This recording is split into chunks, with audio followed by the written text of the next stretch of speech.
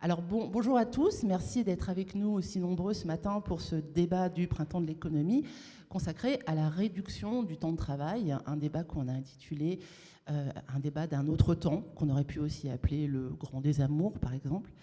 J'ai le plaisir d'accueillir ce matin pour parler de ce sujet Anne Edoux, que je remercie d'avoir organisé cette session des économistes atterrés. Merci aussi à Michel Husson, économiste à l'IRES, Aurore Laluc, économiste à l'Institut Veblen, et Thomas Coutreau, chef du département Conditions de travail et santé à la DARES, qui est le service statistique du ministère du Travail. Avant de vous donner à chacun le temps de vous exprimer sur cette réduction du temps de travail, qui a fortement marqué les années 90, beaucoup d'entre vous, j'imagine, n'étaient pas nés, surtout au fond de la salle. Je voulais vous demander à tous, brièvement, pourquoi ce thème du temps de travail n'est pas du tout un thème dont on entend parler. Ce n'est pas du tout une revendication qui monte du grand débat national, par exemple. Le sondage qui a été réalisé pour le printemps de l'économie et que je vous livre montre que, alors que le sens de l'histoire va plutôt vers une réduction du temps de travail, tendanciellement c'est ce qu'on voit, eh bien beaucoup de Français, un tiers des Français qui ont été interrogés par ce sondage, pensent qu'ils vont travailler plus dans les 20 ans à venir. Au mieux, une petite moitié, 46%, estiment que le temps de travail va se maintenir, et il n'y a qu'une petite minorité de personnes interrogées qui pensent que le temps de travail va se réduire. Alors, pourquoi ce désamour et pourquoi ce manque d'intérêt des pouvoirs publics, et puis aussi peut-être cette résignation des Françaises et des Français par rapport à la durée du travail? Je vous demande vite de répondre à cette question. Anne? Alors, je pense qu'il y a une première raison qui est que ceux qui ont porté le discours contre les 35 heures ont réussi à faire croire durablement à l'opinion que les 35 heures avaient au pire détruit des emplois, au mieux n'en avaient pas créé, et que ça avait, ça c'était un slogan de campagne de Nicolas Sarkozy, il fallait revaloriser le travail, l'idée que les 35 heures avaient dévalorisé le travail. Alors ça c'était un discours, je pense, tout à fait dogmatique, parce qu'on avait par ailleurs, d'abord je vais revenir tout à l'heure sur les évaluations qui ne montrent pas du tout ça, et puis on avait aussi des enquêtes sur bonheur et travail en France qui montraient que les Français érigeaient au premier rang des ingrédients du bonheur le travail, le fait d'avoir un emploi, voilà. Donc on a eu des discours qui étaient tout à fait contraires à ça. Alors pourquoi des discours aussi virulents contre les 35 heures?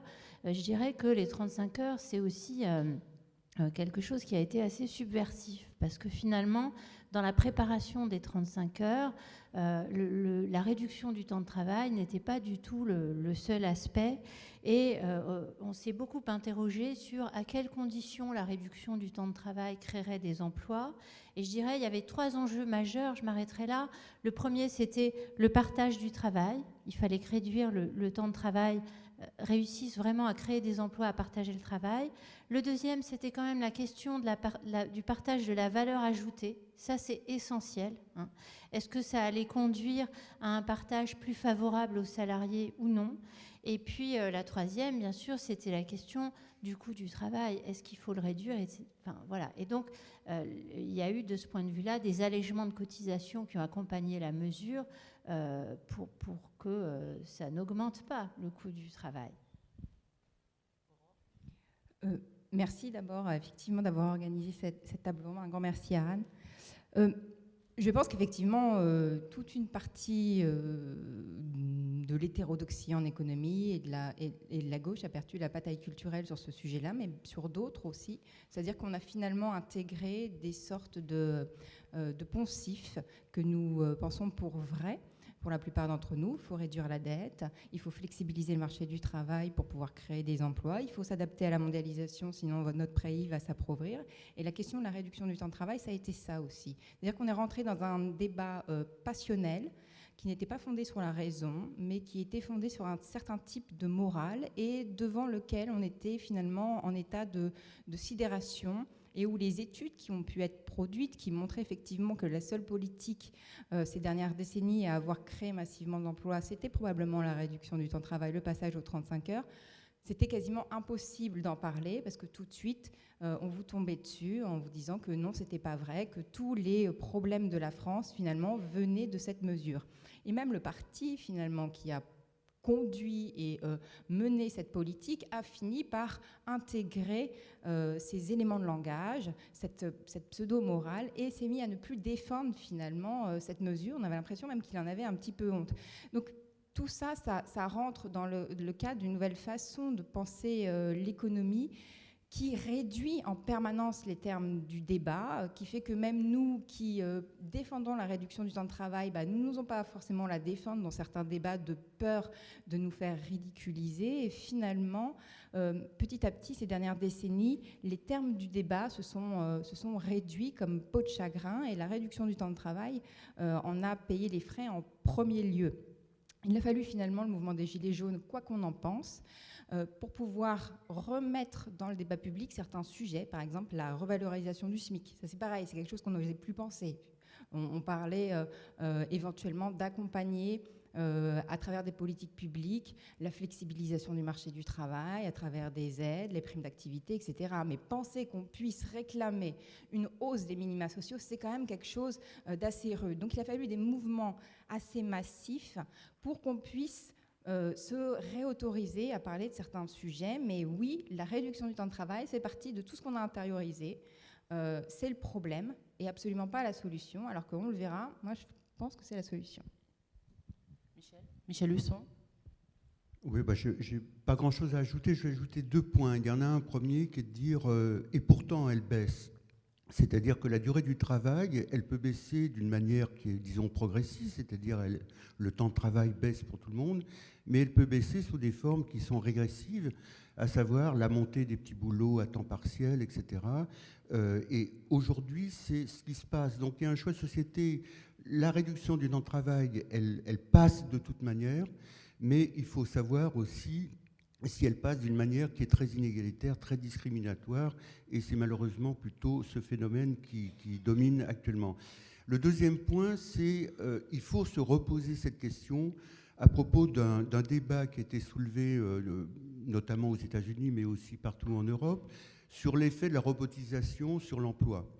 Donc on a un discours qui vous dit en gros, les robots vont faire le travail à notre place, et donc potentiellement c'est une catastrophe sociale parce que ça va détruire des emplois. Il y a des estimations qu'on peut discuter par ailleurs du nombre d'emplois qui seraient détruits par la robotisation, l'automatisation au sens large.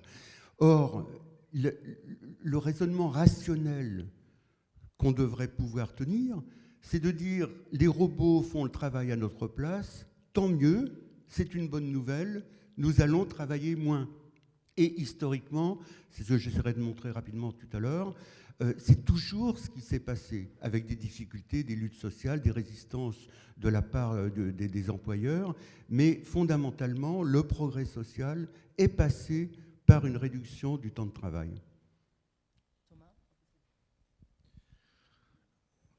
Et oui, pourquoi la question du temps de travail, de mon point de vue, est toujours centrale aujourd'hui ? C'est une aspiration qui était porteuse de plusieurs promesses face à un système économique où ce qui prédomine, c'est une sorte de fanatisme de l'innovation pour l'innovation, de la compétitivité pour la compétitivité, une sorte de course de rats, vous savez, ces rats qui sont enfermés dans une cage et qui tournent de plus en plus vite. C'est un peu à ça que ressemble notre économie aujourd'hui.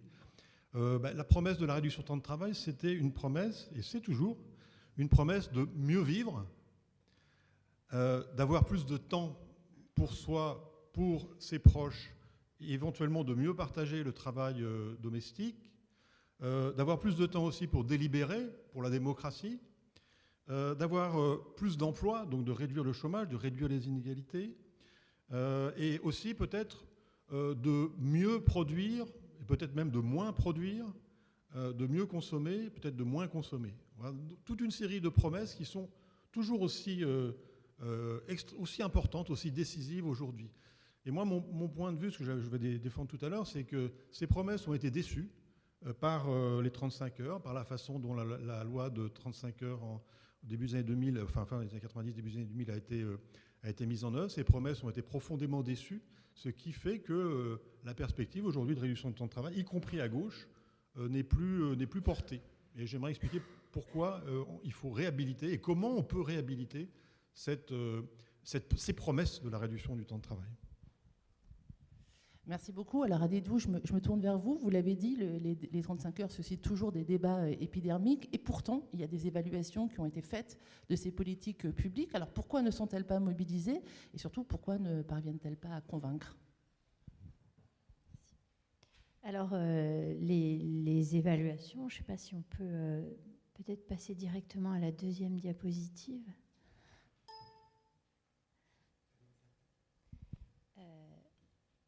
Voilà, c'est bon. Donc, j'ai fait un petit tableau qui résume un peu les évaluations pour qu'on puisse les visualiser.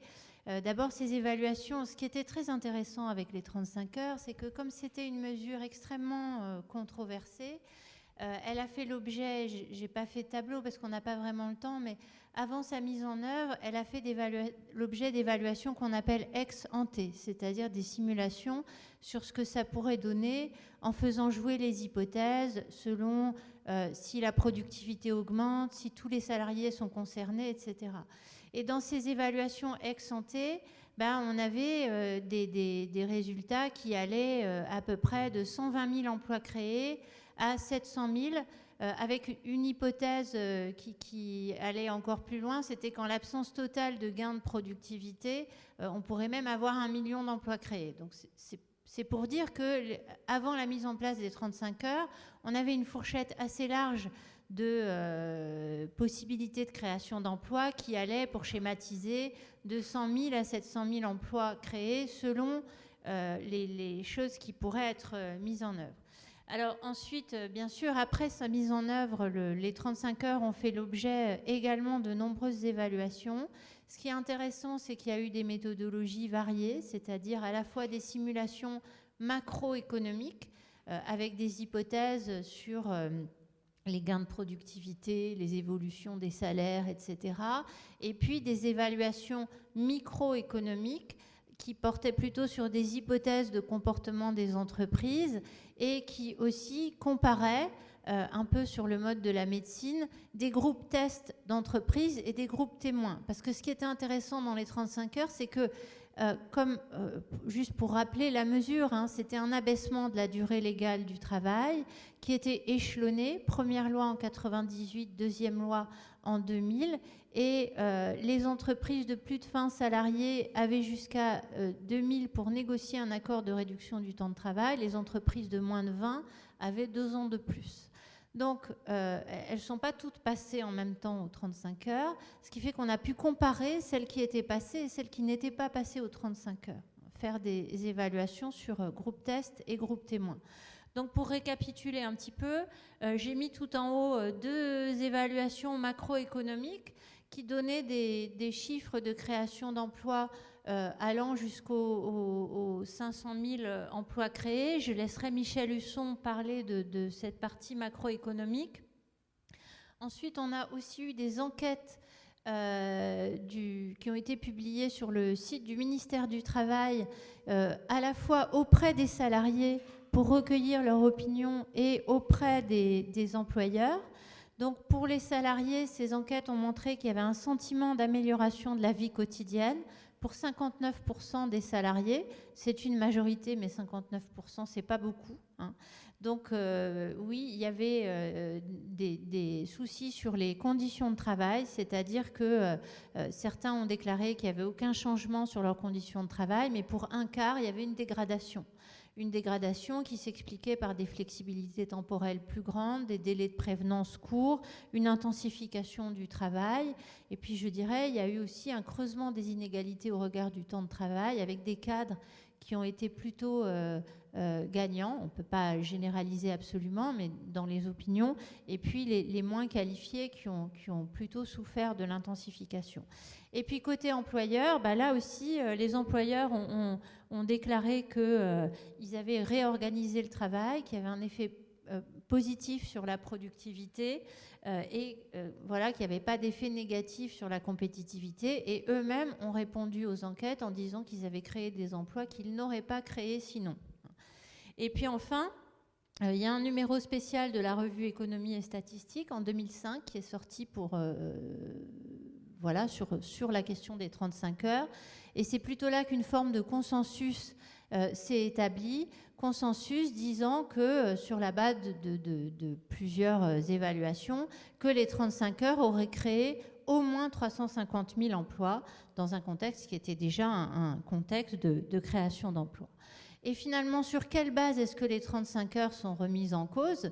Eh bien, il y a une seule évaluation qui a été publiée plus tard dans une revue américaine, celle de Chemin et Wasmer. Et en fait, cette évaluation ne conclut rien. Elle dit qu'il y aurait... La conclusion, on la trouve très facilement. L'article est en anglais, mais il suffit de lire la conclusion. Il y aurait entre 1 million d'emplois créés et 1 million d'emplois détruits.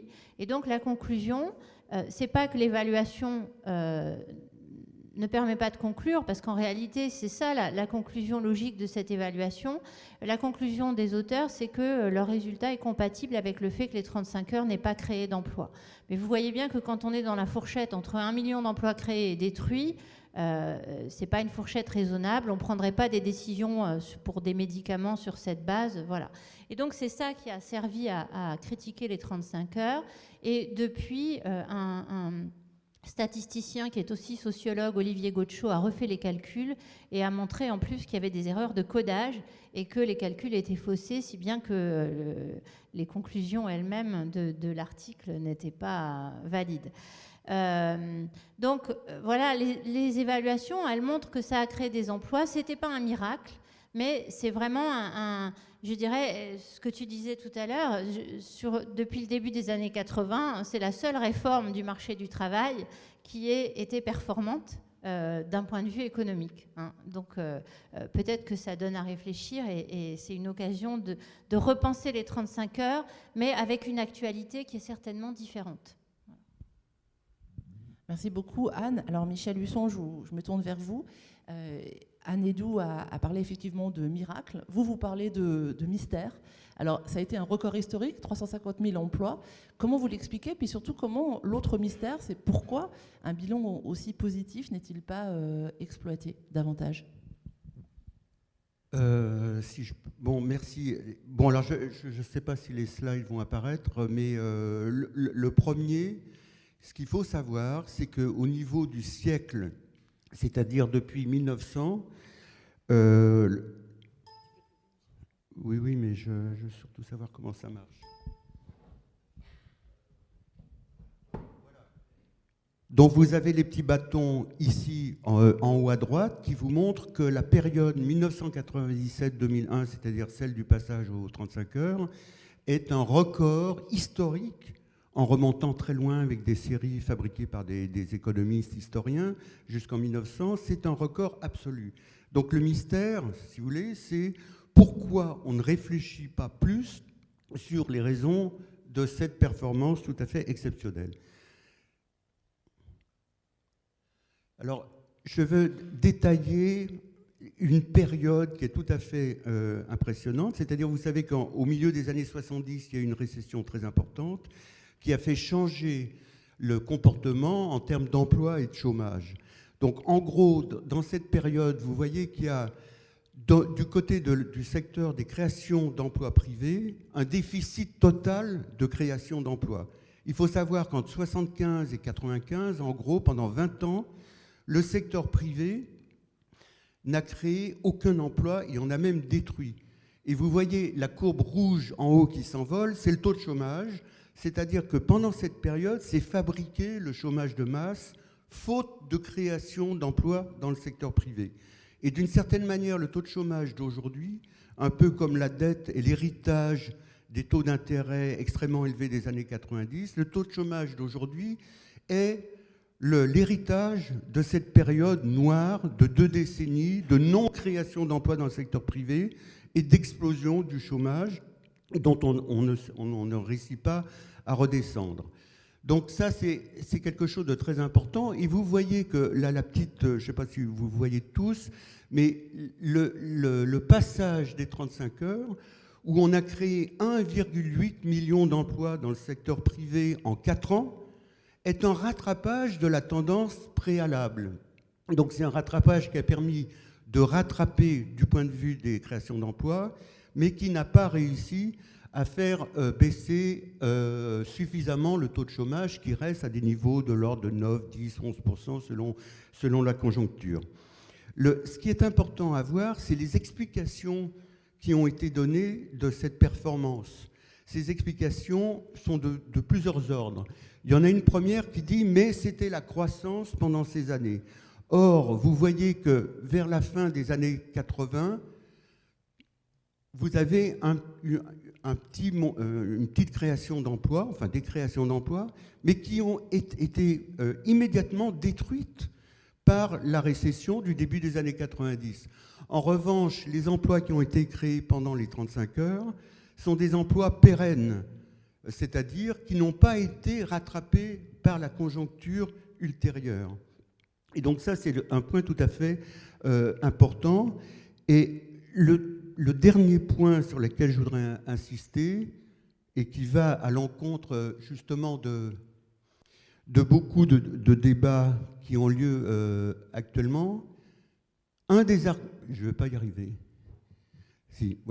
arguments qui est donné notamment par le prix Nobel Jean Tirole contre la réduction du temps de travail, et que ça serait un argument néo-malthusien, c'est-à-dire en gros, on a un nombre d'emplois donnés et on va les répartir en réduisant le temps de travail. C'est une confusion énorme entre deux choses, le nombre total d'heures de travail et le nombre d'emplois. Le nombre d'emplois n'est pas fixe. En revanche, le nombre total d'heures de travail, c'est la courbe du milieu, elle ne bouge pas vraiment beaucoup. Le nombre d'heures total de travail travaillées aujourd'hui en France est inférieur à ce qu'il était en 1950. Donc dans ces conditions, vous avez un volume de travail qui a été partagé effectivement. C'est-à-dire que vous voyez que l'emploi total a augmenté pour un nombre total d'heures de travail qui reste à peu près constant. Par conséquent, le partage a lieu, et il a eu lieu parce qu'il y a eu une baisse de la durée du travail au cours de cette longue période. Donc l'idée, c'est qu'il faut renouer avec ça et dire que si on veut rogner sur ce chômage de masse, le seul moyen, c'est de réduire le temps de travail. Les autres moyens, par exemple, et alors c'est ça qu'il faut bien comprendre, la croissance en elle-même, quitte à être iconoclaste, ne crée d'emplois que s'il n'y a pas des gains de productivité qui bouffent le contenu en emploi de cette croissance. Autrement dit, vous augmentez de 5% les commandes à une entreprise, mais en même temps, vous faites des gains de productivité, c'est-à-dire que vous arrivez à répondre à ces commandes qui ont augmenté en volume avec le même nombre de personnes. Donc vous faites des gains de productivité. Dans ce cas, l'effet sur l'emploi est nul. Donc pour que la croissance ait un effet sur l'emploi, il faut que les gains de productivité ne réduisent pas cet impact sur l'emploi.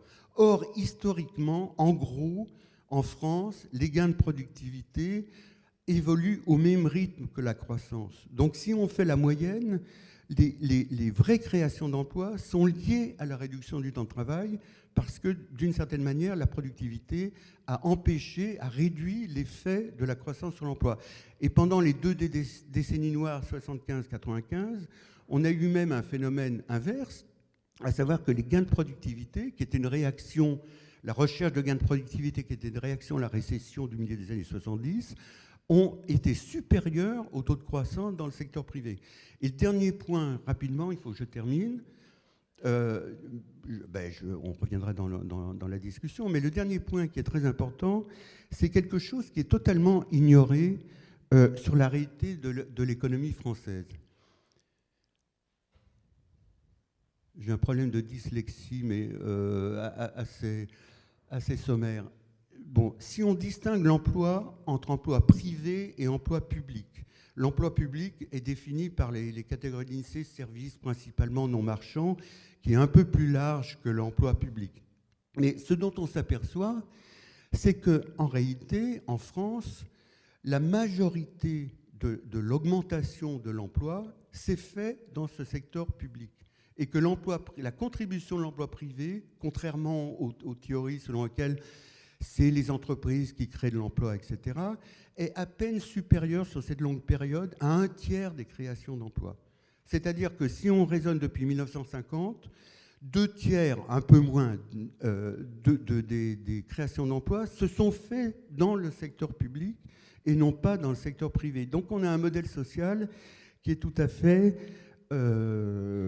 spécifique, mais qui réduit le rôle du secteur privé dans la création d'emplois. Et le dernier point, si j'ai encore 30 secondes, c'est ce passage des décennies, ce que j'appelle les décennies noires, 75, 95, pour aller vite, est un passage entre deux régimes. À gauche de l'écran, vous voyez une part des salaires relativement élevée et un taux de chômage tout à fait bas, enfin au quasi plein emploi, près de 2% de chômage.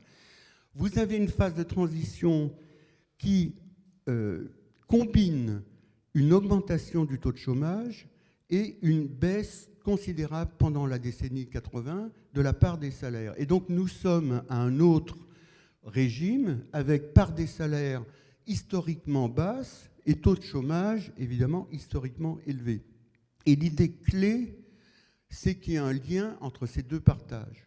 Le partage du volume de travail entre emploi et durée du travail et le partage de la valeur ajoutée entre salaire et profit, c'est le même.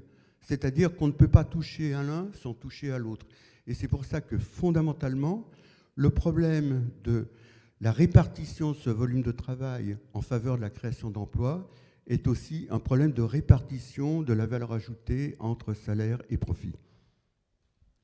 Merci beaucoup Michel Husson. Juste avant de passer la parole à Thomas Coutreau, j'avais une petite question sur la compétitivité, parce que c'était une des grandes critiques. On a parlé de création d'emplois, mais aussi on disait que les 35 heures avaient réduit à néant, enfin ou en tout cas avaient beaucoup contribué à faire écrouler la compétitivité française. Est-ce que c'est vrai ?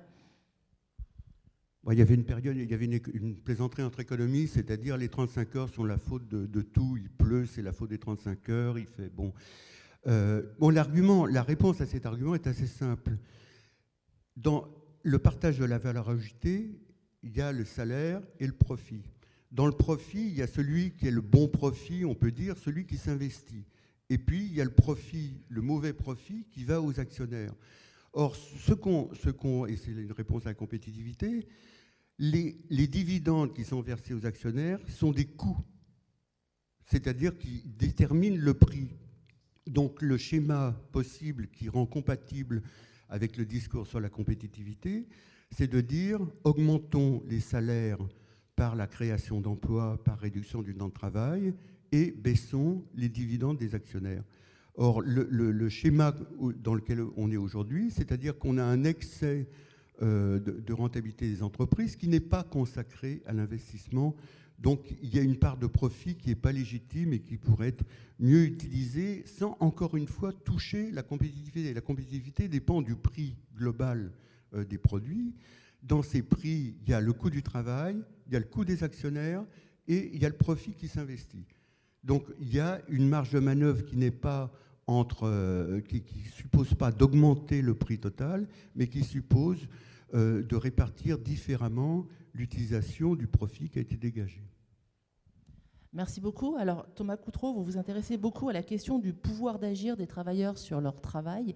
En quoi la réduction du temps de travail peut changer l'organisation du travail et pourquoi, vous l'avez dit, a-t-elle amené autant de déceptions ? Alors, moi, je vais passer de la macroéconomie, ce que vient de présenter Michel et Anne, à ce qu'on pourrait appeler la micropolitique. Essayer de rentrer un petit peu dans la boîte noire de la réduction du temps de travail à l'aide d'enquêtes qu'on a faites au ministère du Travail pendant la période de réduction du temps de travail, entre 1998 et 2002. On a fait plusieurs enquêtes pour voir comment ça se passait concrètement à l'intérieur des entreprises. Et ce qu'on a observé, c'est une très grande hétérogénéité des comportements des entreprises. Au-delà des moyennes macroéconomiques qui ont été présentées là, il y a des comportements très, très différents selon le type d'entreprise, selon le type de dynamique interne aux entreprises. Et c'est de ça que je vais parler parce qu'il me semble que c'est extrêmement éclairant sur les dynamiques à l'œuvre et la prospective. Qu'est-ce qu'on peut envisager comme nouvel âge, on va dire, de la réduction du temps de travail. Alors, il y a eu globalement, donc, au niveau macroéconomique, un certain nombre de créations d'emplois assez importants, des gains de productivité non négligeables au moment du passage aux 35 heures et pas de déformation du partage entre salaire et profit. Mais quand on regarde ce qui se passe au niveau des entreprises, on voit on a dégagé dans une étude qui a été publiée dans la revue du ministère du Travail, Travail et Emploi, on voit qu'il y a 4 types de comportements par rapport à la réduction du temps de travail. Et dans ces 4 comportements, dans ces 4 types de RTT, lors du passage en 35 heures, il y a des résultats complètement différents, aussi bien en ce qui concerne l'emploi, la productivité, les conditions de travail, etc. Donc je vais très brièvement résumer les résultats de cette étude. Pour ce qui est, il y a un certain nombre d'entreprises, à peu près 20%, qui ont été passives. On les a appelées passives parce qu'en fait, elles se sont arrangées pour quasiment pas réduire la durée du travail, pour compter des pauses dans le temps de travail. Et donc finalement, c'est une réduction. Par exemple, les grands groupes automobiles ont fait comme ça, avec peu de réorganisation, pas de création, très peu de création d'emplois. Et donc ils sont passés à travers les gouttes. Bon. Donc là, pas d'effet, pratiquement pas d'effet ni sur l'emploi, ni... Bon. Il y a un deuxième groupe d'entreprises qu'on a appelé les entreprises vertueuses. Elles ont fait à peu près le contraire, c'est-à-dire qu'elles ont fortement réduit la durée du travail. Elles n'ont pas fait de gains de productivité, elles ont très peu fait de gains de productivité, très peu réorganisé le travail. Elles ont introduit, la seule chose qu'elles ont vraiment faite, c'est introduire la modulation du temps de travail, la modulation, la variation de la durée hebdomadaire selon les périodes de l'année. Et elles ont massivement créé des emplois. Et les chefs d'entreprise interrogés dans ces entreprises-là nous disent on a gagné des parts de marché, on a plutôt eu une bonne croissance, une croissance supérieure aux autres entreprises pendant cette période. Et globalement, ça s'est bien passé pour nous. Le troisième type d'entreprise, c'est des entreprises qui ont réduit à peu près correctement, pas fortement, mais qui ont réduit la durée du travail, et qui par contre ont flexibilisé à fond le temps de travail, avec une introduction massive de la flexibilité du temps de travail, qui leur a permis d'éviter de créer beaucoup d'emplois. Et donc là, c'est des entreprises qui ont pu améliorer leur situation économique, mais sans création ou avec peu de création d'emplois. Et puis le dernier type d'entreprise, qui représente aussi à peu près 20%, c'est assez équilibré, on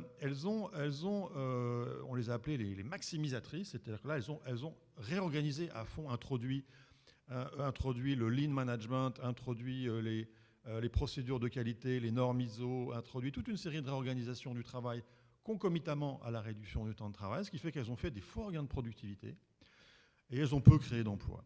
Et elles ont pas mal dégradé les conditions de travail de leurs salariés. Et donc le résultat macroéconomique, il résulte en fait de l'addition, de l'agrégation de tous ces comportements microéconomiques très différents et qui donnent finalement des résultats de 350 000, 400 000 emplois créés, mais avec toute une série d'entreprises qui n'ont pas du tout créé d'emplois et toute une série d'autres qui en ont créé, mais massivement, plus de 10%.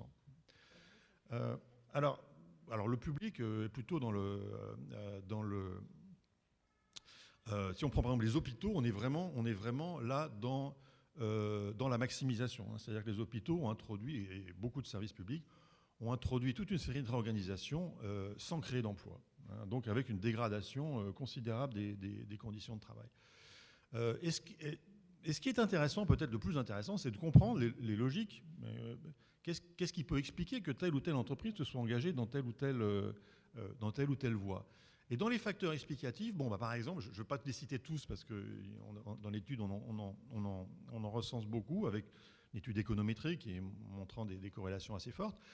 Mais il y a un premier facteur qui explique, par exemple, que l'entreprise soit restée à une stratégie passive, c'est-à-dire n'ait pas appliqué la réduction de 35 heures, c'est le fait d'être coté en bourse. Là, c'est les grands groupes cotés en bourse.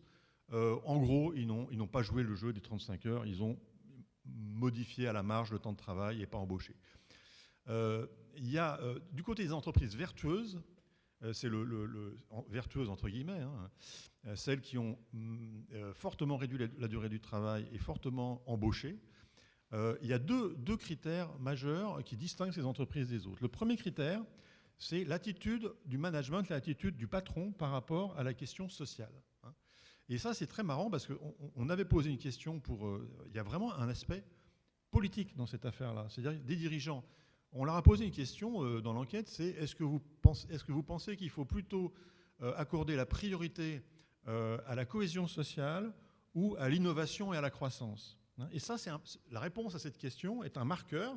Ce n'est pas une question directement politique, hein, c'est une question qui en termes d'objectifs économiques pour l'entreprise, mais c'est un marqueur très fort des entreprises qui ont choisi de jouer le jeu de la réduction du temps de travail et de ceux qui sont restés passifs au nom de la préservation de leur compétitivité. Et en fait, avec un présupposé... Alors, ça m'amène à citer nos camarades Pierre Cahuc et André Zilberberg, qui, dans un pamphlet dirigé contre les économistes atterrés, ont expliqué à un moment dans un texte, un chapitre sur les 35 heures, que le rôle de la science, c'est d'évaluer objectivement les phénomènes, et que la RTT, disent-ils, ne va pas détruire ou créer des emplois selon que le dirigeant ou ses employés sont de droite ou de gauche.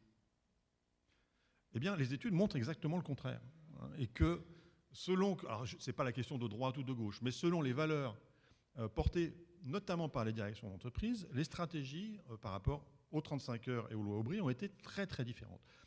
Le deuxième phénomène, le deuxième aspect dans l'étude qui favorise l'entrée dans une dynamique de réduction du temps de travail et de création d'emplois, c'est ce qu'on a appelé dans l'article la pression sociale. C'est-à-dire que le fait qu'il y ait des syndicats actifs, qu'il y ait eu des grèves dans l'établissement au cours des 3 dernières années, qu'il y ait un taux de syndicalisation élevé. Donc dans ces établissements, dans ces entreprises où il y a une pression sociale, il y a à la fois une incitation pour les employeurs à suivre cette pression, et il y a aussi une capacité des salariés à résister à l'intensification du travail et à ne pas accepter des réorganisations du travail qui vont dégrader fortement leurs conditions de travail.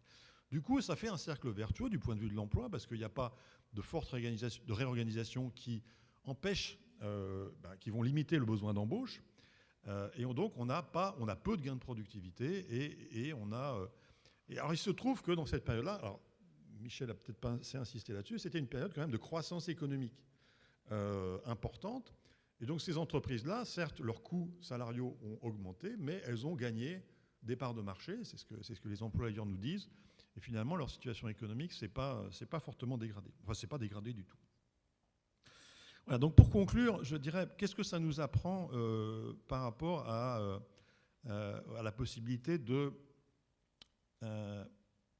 renouveler, de redonner de l'élan et de la crédibilité à la perspective de réduction du temps de travail? Il me semble que ça nous pose vraiment aujourd'hui la question du pouvoir d'agir des salariés sur leur travail, sur leur organisation du travail. Il est clair que si aujourd'hui on se dirigeait vers une réduction du temps de travail dans la situation actuelle dans laquelle se trouve le salariat et les entreprises, avec depuis le début des années 2000 une dégradation de la présence syndicale, de la capacité de mobilisation, une dégradation du pouvoir d'agir, une diminution de l'autonomie au travail, hein, toutes les enquêtes montrent une diminution de l'autonomie, une prégnance plus forte des objectifs, des contraintes organisationnelles. Donc si, dans un contexte comme celui-là, il y a fort à parier qu'une politique de réduction du temps de travail aurait des effets bien moins favorables que ceux qu'on a observés en 98-2000,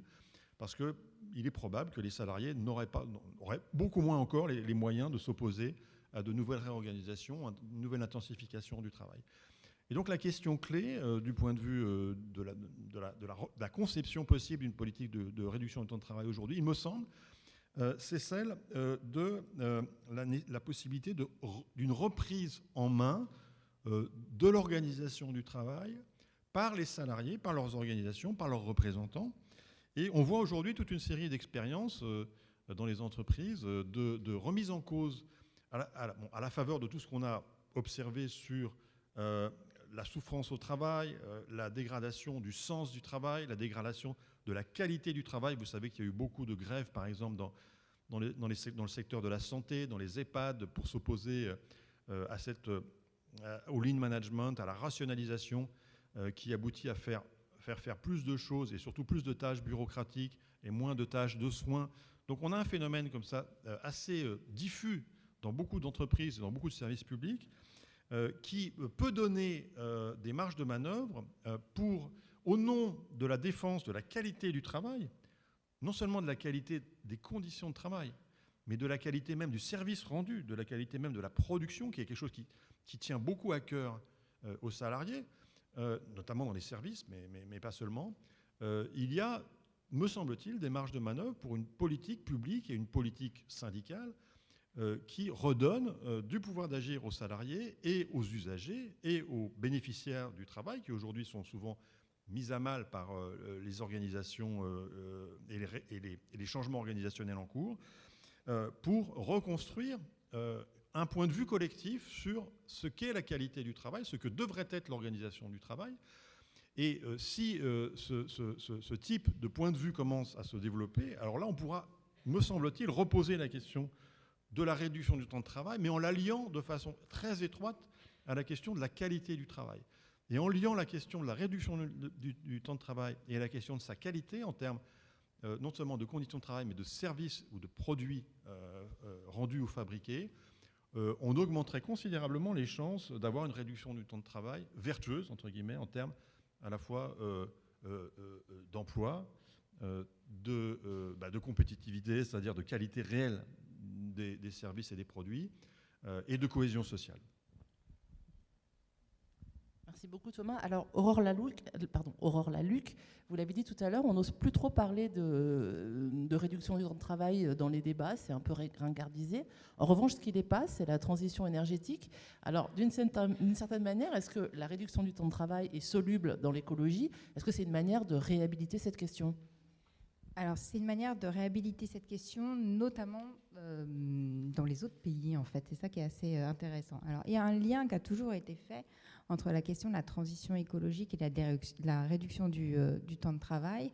Elle a été faite notamment par Jean-Marie Harribey, François-Xavier Verschave en parle aux France, je pense à Dominique Méda, Thomas Coutreau, Jean Gadret, vous en avez tous parlé. Mais ce qui est intéressant, c'est qu'au moment où nous, on lâchait cette question de la réduction du temps de travail, elle revenait dans le débat anglo-saxon. Alors, pas dans les médias, pas sur Fox News, pas sur CNN, certes, c'est vrai, mais dans un certain milieu, elle revenait de manière assez forte sous l'angle de l'écologie. C'est de ça dont j'aimerais vous parler. Alors, il y a une première économiste, sociologue et économiste qui s'appelle Juliette Schor, qui, elle, dans les années 2000, va parler d'Amérique en surtravail, en situation de surtravail. Et son intuition, c'est de dire que le surtravail engendre une surconsommation parce que les Américains n'ont plus le temps de faire, en fait. C'est-à-dire que les personnes en situation de surtravail ne vont pas prendre le temps de faire eux-mêmes certaines choses et vont consommer,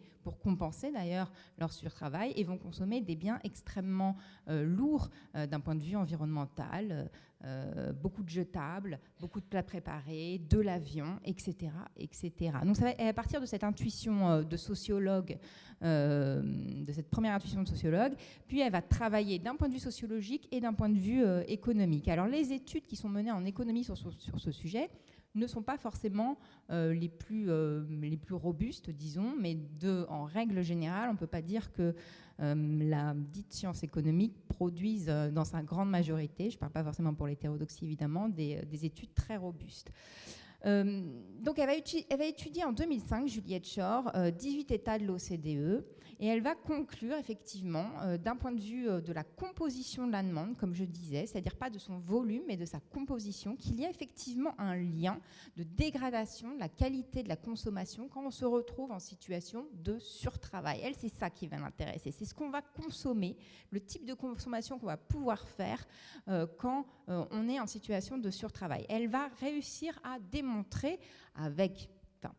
à faire des corrélations, du moins pas des liens de causalité, mais des corrélations avec des études économétriques.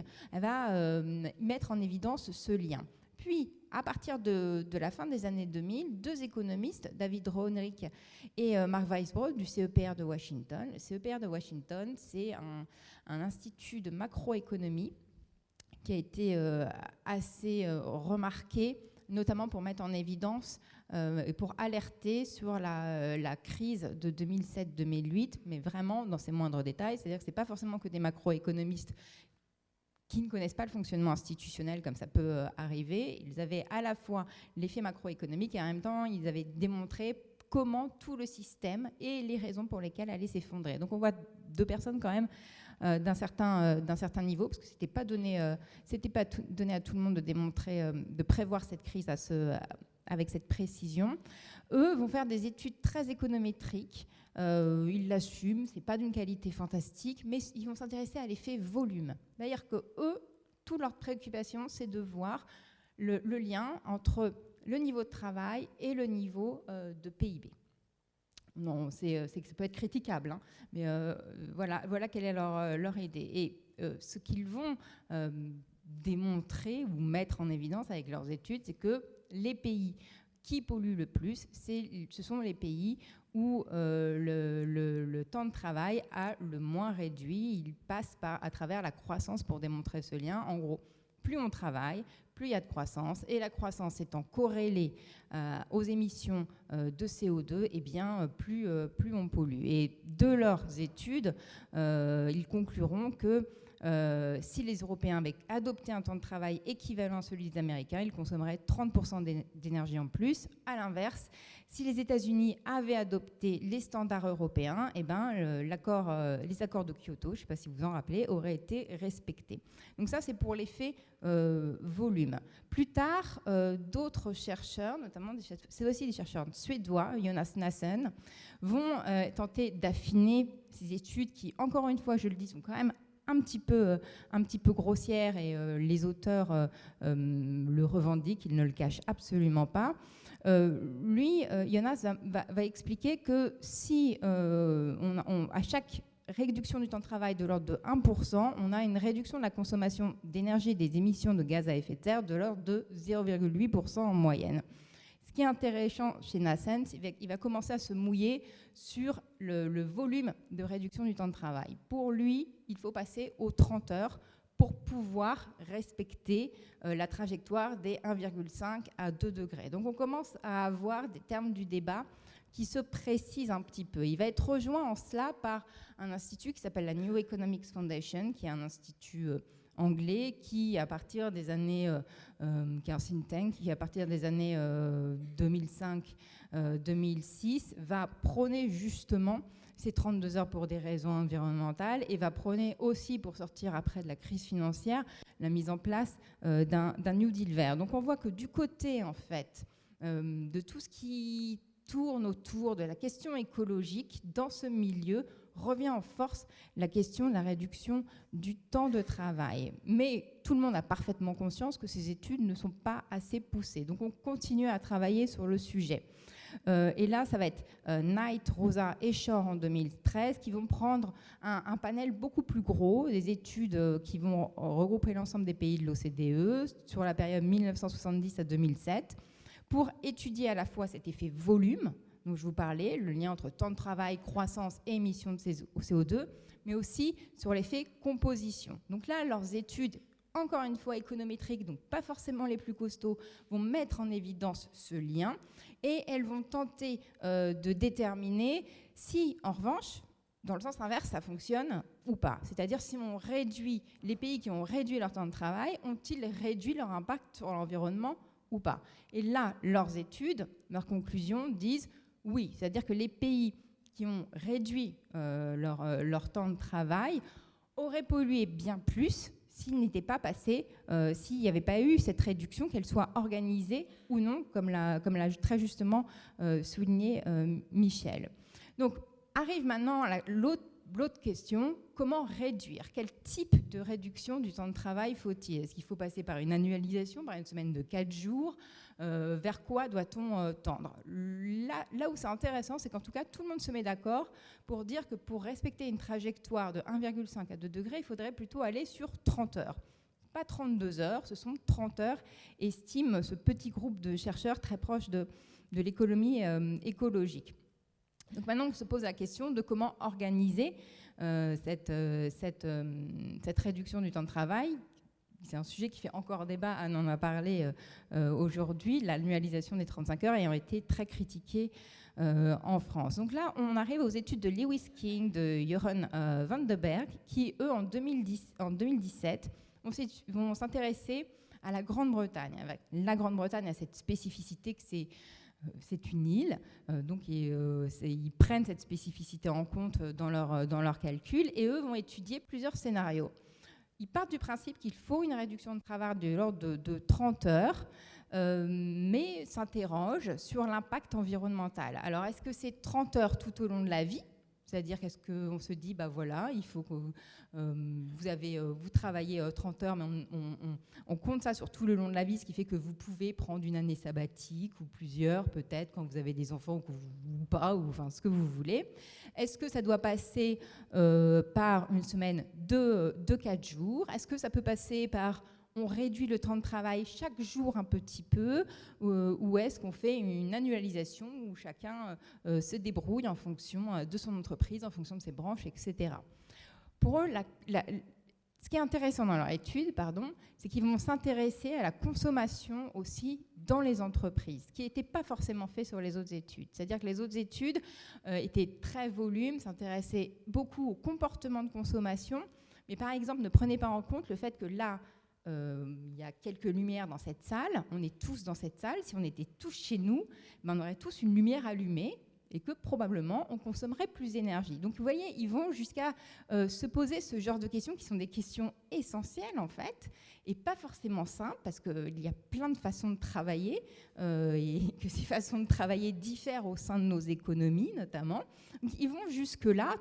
Même chose avec une certaine modestie en disant que oui, ils tâtent le terrain, ils essayent de poser grossièrement les questions, ils ne savent pas s'ils sont dans le vrai ou pas, et c'est ça qui est intéressant, c'est qu'ils commencent à émettre des hypothèses tout en admettant le fait que oui, c'est pas forcément très très solide encore, mais c'est vers là qu'on doit aller. J'ai fait tomber mon verre, pardon. Donc leur conclusion va être la suivante, pas d'annualisation. Voilà, c'est le pire. Annualisation, c'est le pire des scénarios. Pourquoi ? Parce que ça ne change pas la structure de la consommation, notamment en Grande-Bretagne.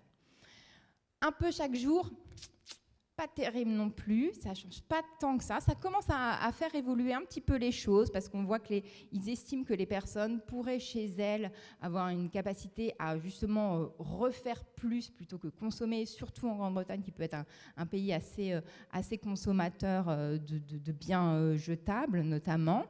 Eux, ce qu'ils préconisent vraiment, notamment pour changer la structure des consommations, c'est la semaine des 4 jours, en fait. C'est la conclusion de leur étude. C'est ce qui permet, à leur sens, d'avoir un vrai changement de mode de vie et de compenser, notamment, le fait que nous serons probablement chacun chez nous, encore une fois, au lieu d'être tous dans la même pièce et de consommer et de partager la consommation d'énergie. Mais toutes ces études, évidemment, et je terminerai là-dessus pour ne pas être trop longue, toutes ces études, évidemment, mettent bien en évidence le fait que la réduction du temps de travail est un outil efficace encore une fois, pour changer nos comportements de consommation, mais c'est pas la solution miracle, pour vous dire les choses rapidement. C'est-à-dire que notamment dans un pays comme la Grande-Bretagne, si vous ne taxez pas le kérosène, par exemple, si vous ne mettez pas en place ce type de mesures, qu'est-ce qui se passe ? Il y a un effet rebond qui est à craindre, c'est-à-dire qu'on réduit le temps de travail, mais on va consommer plus d'avions pour pouvoir partir, voyager, qui sont des choses pas honteuses d'ailleurs, mais voilà le type d'effet rebond négatif qu'on risque d'avoir. Donc ils sont en train de continuer ils poursuivent leur recherche dans ce domaine.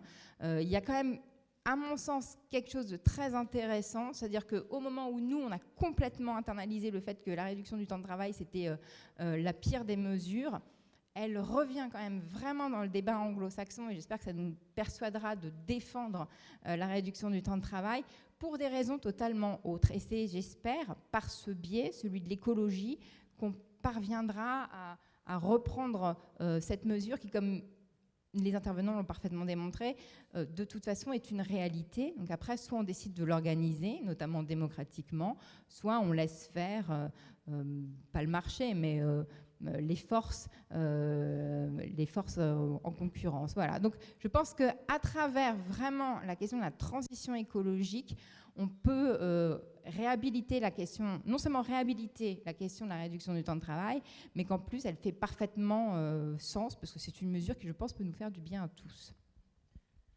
Eh bien, merci à vous quatre d'avoir réduit votre temps de parole pour les questions qu'on vous laisse poser. Alors, j'en prends une série, monsieur et monsieur. Alors, je ne sais pas comment, est-ce qu'il y a un... Oui, est-ce qu'on peut faire circuler le micro ? Il y a un monsieur là-bas et monsieur devant. Oui, j'avais une question concernant le lien entre cette réduction et puis la transition écologique. Le Grenelle de l'environnement a fait l'obligation aux entreprises, à échéance 2012, de faire un bilan de leurs émissions de GES. Donc c'est à l'échelle de chaque entreprise, et donc cela pouvait constituer un ensemble de données tout à fait précieuses sur la manière de gérer chaque entreprise. Est-ce qu'un lien a été fait entre les bilans récupérés par les entreprises, donc leur empreinte environnementale, et puis leur politique en termes de temps de travail? Merci, on va prendre aussi la question de monsieur, et peut-être une troisième question. Madame, après. Monsieur là-bas et madame, pardon. Bonjour, merci beaucoup pour votre présentation, très enthousiasmante. Par rapport à la lutte idéologique ou éthique par rapport à la réduction du temps de travail que vous dites avoir été perdue après les 35 heures, est-ce qu'il ne faut pas repenser la notion de travail aujourd'hui et d'emploi par rapport à l'emploi, ce qui est rémunéré ou pas, dans la mesure où on voit qu'on défiscalise les heures supplémentaires, donc on va à l'encontre de cette logique-là. Est-ce qu'il n'y a pas une réflexion intellectuelle un peu globale sur ce qu'est cette notion de travail, qui est une valeur fondamentale humaine, mais qui n'est pas forcément monétisable, enfin, qui peut s'exprimer ailleurs, en dehors de l'emploi, et avoir une valeur reconnue et peut-être quantifiée? Et madame,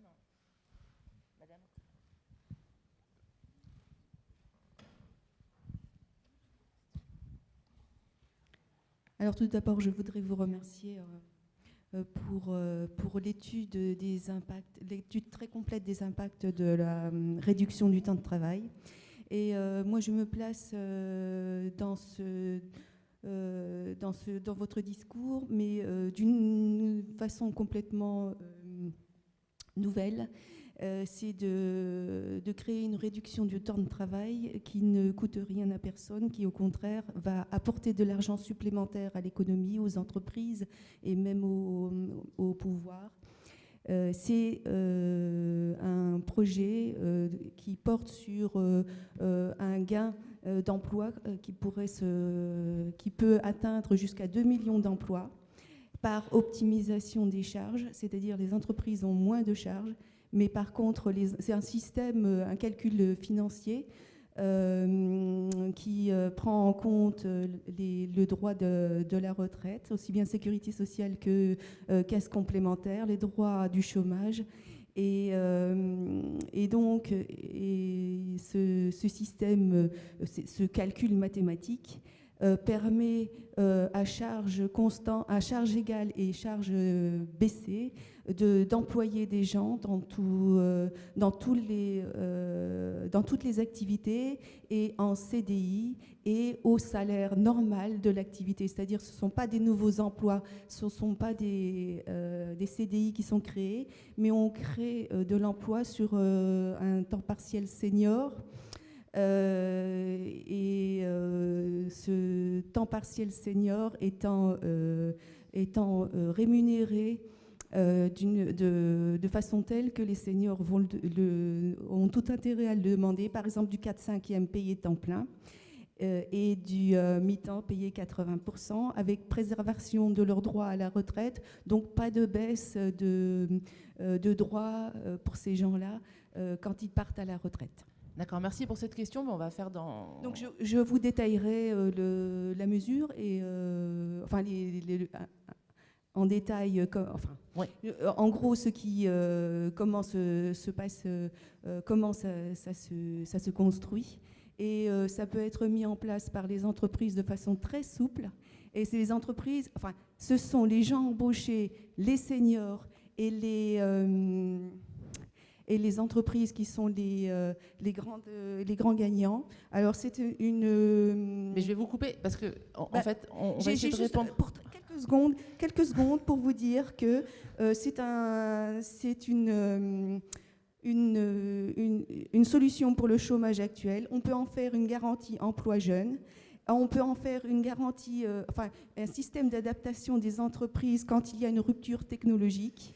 Et qu'elles doivent s'adapter, embaucher du nouveau personnel. Je vais pas et pouvoir... ensuite, on peut faire aussi... Excusez-moi, on n'a pas le temps, malheureusement. Une seconde. Alors, je termine je termine ma phrase. On peut en faire un moyen pour les entreprises de créer des experts pour s'étendre à la fois en France et à l'étranger. Et c'est un système on a compris votre démonstration. Malheureusement, on n'a pas le temps de la détailler autant. Je vais laisser Anne-Edou vous répondre.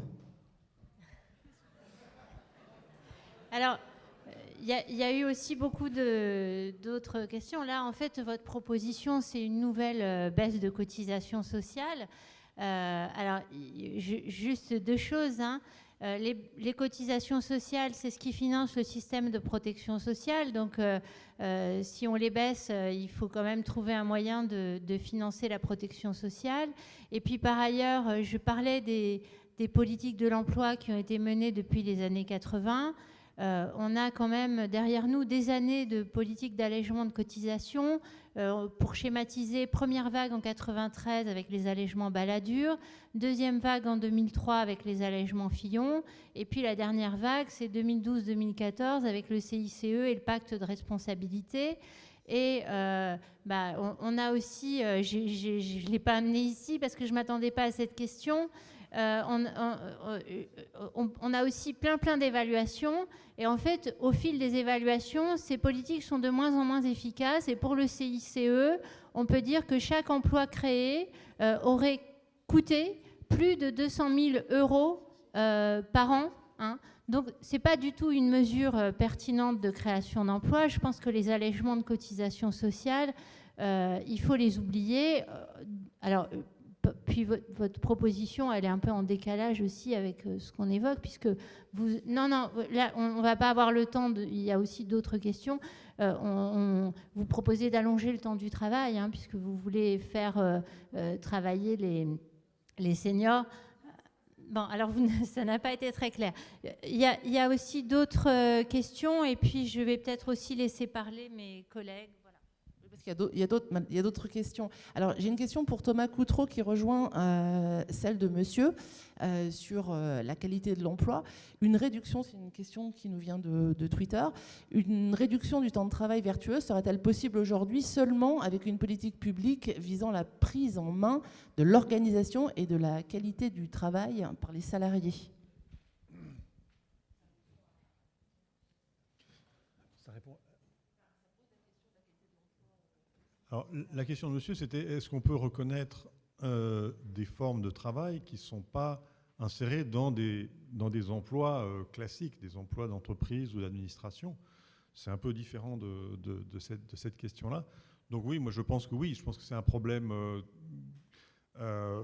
très important qui est qu'est-ce que la société reconnaît comme des formes de travail qui... Alors, reconnaissance, ça veut dire à un moment donné qu'il y a un statut qui est donné, éventuellement une rémunération, ou en tout cas des droits sociaux. Voilà. Donc, et là, je pense qu'effectivement, on est dans une société où il n'y a que, en gros, deux manières de reconnaître le travail d'un individu. C'est les pouvoirs publics, donc la validation avant le travail, c'est les services publics, et puis le marché, c'est-à-dire la validation après le travail réalisé par la vente de la marchandise ou du service sur un marché.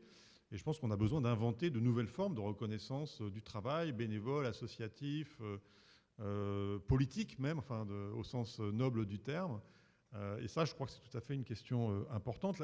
Définir ce qui est du travail du point de vue de la collectivité, c'est une décision politique qu'on ne peut pas laisser seulement aux hommes politiques, entre guillemets, à l'État et au marché. Je crois qu'il y a vraiment des formes nouvelles de reconnaissance au niveau local, au niveau associatif, au niveau peut-être des politiques municipales. On a des élections municipales bientôt où ces questions pourraient se poser.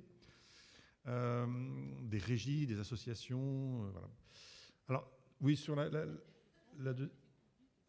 alors, non, les politiques publiques à elles seules, on voit bien. Enfin, je pense que, y compris par rapport à des propositions comme celle de Madame, qui consiste à dire on va mettre en place un système astucieux, on va faire reverser les cotisations des uns vers les autres, on va permettre aux seniors d'être à mi-temps pour que les jeunes puissent arriver. Bon.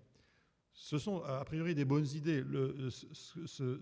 On a tendance souvent à oublier que ces bonnes idées n'auront d'effet que si elles s'incarnent dans des stratégies d'acteurs sociaux sur le terrain. Hein. Et ce que j'ai essayé de dire sur l'expérience des 35 heures, c'est que le semi-échec, ou le semi-succès, mais en tout cas, et puis surtout l'absence de pérennité de cette perspective tient au fait que des acteurs sociaux s'en sont insuffisamment appropriés et qu'aujourd'hui, les acteurs sociaux qui seraient intéressés ou qui auraient intérêt à ces politiques ne voient pas, ne savent pas ou n'imaginent pas comment s'en emparer. Donc, c'est vraiment cette question de reconstruire une capacité d'action des groupes sociaux, des salariés, des syndicats, aussi des collectivités territoriales. Alors, je ne parle pas des États, parce qu'aujourd'hui, l'État, l'État, il est ce qu'il est, et on peut pas, visiblement, on n'a pas beaucoup de prise dessus, donc il va falloir commencer peut-être plus bas. Mais en tout cas, voilà, je pense que c'est, en ces termes-là, vraiment reconstruire des capacités collectives d'action autour de perspectives qui prennent en compte les bilans de ce qui s'est passé, et puis qui s'appuient surtout sur les aspirations qu'on voit monter aujourd'hui dans le domaine écologique. Évidemment, aujourd'hui, ça permet de renouveler très profondément la réflexion sur la réduction du temps de travail. Et aussi dans le domaine du travail, de la qualité du travail, de comment en finir avec ce cercle infernal de l'innovation pour l'innovation qui ne fait que dégrader le sens et la qualité du travail. Michel Husson, vous vouliez ajouter un petit mot? Oui, un tout petit ajout. Une des raisons pour lesquelles les 35 heures sont tellement attaquées, on peut parler de 35 heures bashing, c'est que derrière les arguments strictement économiques, perte de compétitivité, etc., qui sont avancés, il y a aussi autre chose qui rendait détestable, c'est-à-dire c'était l'incursion via les pouvoirs publics d'un droit de contrôle des salariés potentiellement sur leurs conditions de travail. Et ça, c'est quelque chose qui est absolument insupportable pour les directions d'entreprise. Ce qui aurait pu être encore plus fort, et ça s'est produit apparemment dans certaines entreprises, c'est que le passage aux 35 heures soit l'occasion pour les salariés de proposer leur propre plan de réduction du temps de travail en tenant compte de la pénibilité, en discutant justement des questions qui sont apparues sur comment la réduire, sous quelle forme, un jour en moins, la semaine de 4 jours, ou une réduction quotidienne, 1 heure de moins par jour, etc. Tous ces débats-là n'ont pas été posés parce que d'une certaine manière, si vous revenez dans l'histoire des années précédant la réduction du temps de travail, il y avait peu d'acteurs politiques ou syndicaux qui portaient cette revendication. La CGT parlait de déshabiller Pierre pour habiller Paul. La CFDT y voyait un partage de la masse salariale qui n'était pas forcément une idée très, très progressiste du point de vue des salariés. Les partis politiques étaient peu porteurs de cette solution. Martine Aubry, qui aurait dû être là parmi nous, avait participé à un congrès de la CFDT où elle s'était fait huer parce qu'elle disait que les 35 heures ne pouvaient pas créer d'emploi, n'était pas une bonne idée, que ce n'était pas la bonne manière de s'y prendre. Donc, en 92, c'est-à-dire bien avant, enfin, pas tant que ça, quelques années avant. Bon. Et donc, l'idée, c'est qu'il y a eu une impréparation du mouvement syndical, politique, etc., à cette idée-là, qui est tombée, on ne sait pas même. Historiquement, c'est assez compliqué de savoir pourquoi cette idée a été mise en avant. Mais ce sur quoi je voudrais insister, c'est que le grand danger qu'a vu le patronat, dont le président du MEDEF de l'époque a dû démissionner, c'est qu'il y avait potentiellement, via une intervention publique dans la gestion des entreprises, et potentiellement un droit de regard des salariés sur leurs conditions de travail. Aujourd'hui, on en est très loin, mais je pense que c'est une condition essentielle, effectivement, y compris de redéfinir ce qu'est le travail concret dans les entreprises. Alors, Aurore Laluc, sur la question de monsieur sur la transition, oui, exactement, sur les bilans. C'est une excellente réponse, une excellente question, je ne sais absolument pas y répondre. Et c'est une mauvaise réponse, mais au moins elle est sincère et elle est courte. Ce qui traduit le fait qu'en fait, on manque d'études sur cette question du lien entre réduction du temps de travail et transition écologique. Et c'est un vrai souci, parce qu'à mon avis, il y a vraiment quelque chose à faire dans ce domaine-là. Et on a des études très macroéconomiques, comme je viens de le dire, avec beaucoup d'intuition et peu de robustesse dans les analyses. Il y a des vraies questions qu'on se pose, notamment justement sur le lien entre qu'est-ce qui est plus polluant, rester chez soi, aller au travail, etc. Et on n'a pas de bilan, notamment sur certaines expérimentations qui ont pu être menées. Aux États-Unis, il y a eu Working for Utah qui a été mené, c'est-à-dire dans l'État de l'Utah, 4 jours de travail par semaine pour les fonctionnaires. On devait avoir un bilan énergétique justement de cette politique, voir si ça avait permis de réduire la consommation énergétique sur le lieu de travail, mais aussi chez les fonctionnaires. On ne l'a pas eu. Donc en fait, le problème, c'est qu'il faudrait mener des expérimentations, en fait, où il faudrait avoir les moyens de faire des recherches beaucoup plus précises, parce que c'est vraiment extrêmement compliqué. On touche à des comportements très différents, encore une fois, en fonction du type de travail qu'on peut mener, d'autant qu'on ne connaît pas l'empreinte écologique non plus de tous les travaux, c'est-à-dire qu'on a tendance on a tendance à fantasmer sur le télétravail sans se rendre compte que les serveurs, ça pollue énormément, etc., etc. En fait, on manque vraiment de données sur l'impact réel des points de PIB, sur l'impact environnemental de nos modes de consommation, sur l'impact environnemental des différents types de métiers. Voilà notre vrai problème. Mais c'est, à mon sens, vraiment la solution. Nous, à l'Institut Veblen, je pense que ces prochaines années, avec le collectif Roosevelt, qui essaye vraiment de réunir les syndicats, les ONG au niveau européen, qui s'intéressent à cette question de la réduction du temps de travail, on va essayer de remener des études. Pour l'instant, on manque cruellement de données alors que c'est l'urgence. C'est-à-dire que pour avoir une transition écologique, il va nous falloir beaucoup plus repenser notre façon de nous comporter en règle générale et repenser, à mon avis, les politiques sociales et les politiques de l'emploi bien plus qu'autre chose, en fait. Merci Aurore. Écoutez, je crois que malheureusement, on a encore plein de questions, mais on doit clore ce débat. Merci à vous pour votre attention et puis encore merci à vous quatre. Bonne journée.